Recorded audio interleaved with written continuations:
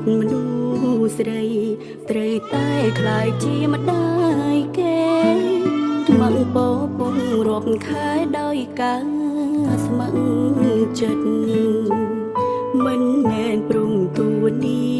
ទីតែជាក្តីស្រឡាញ់ពិតប្រល់កំណើតជីវិតបីបាច់ខែកោចង់ពេញ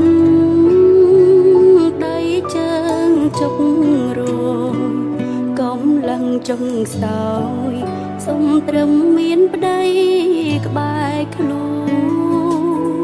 ហ៊ានឆ្លងអមសាក់ព្រោះកូនសាច់ញាតិបងប្អូននៅចាំជួយលើ